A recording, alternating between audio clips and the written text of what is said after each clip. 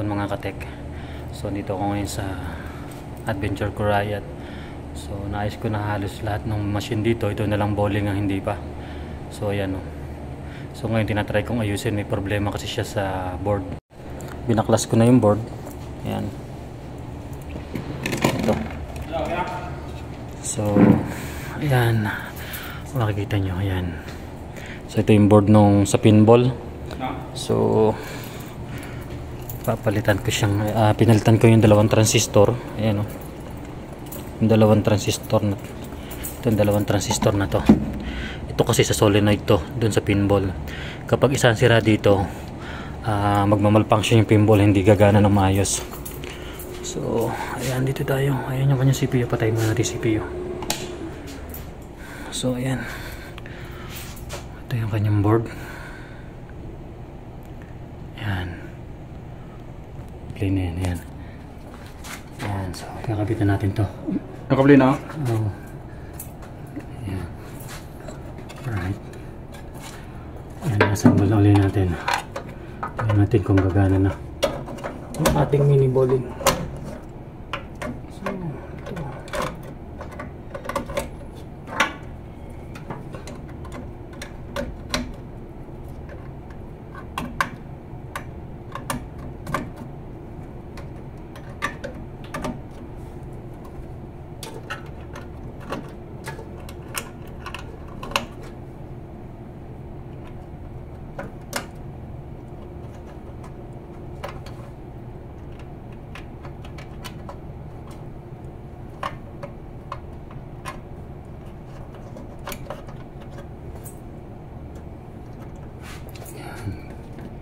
So ayan guys, nakabit na natin yung board.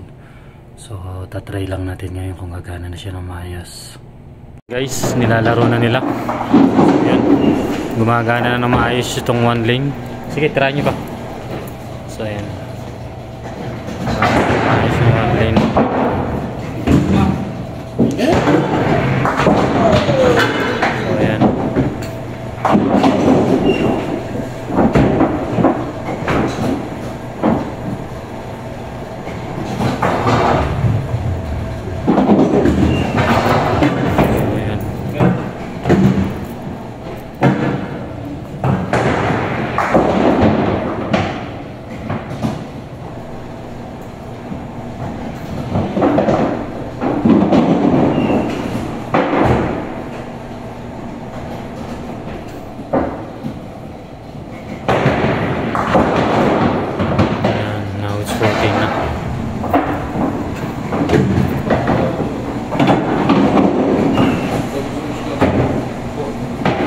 Guys, ayan, naayos na natin yung one lane.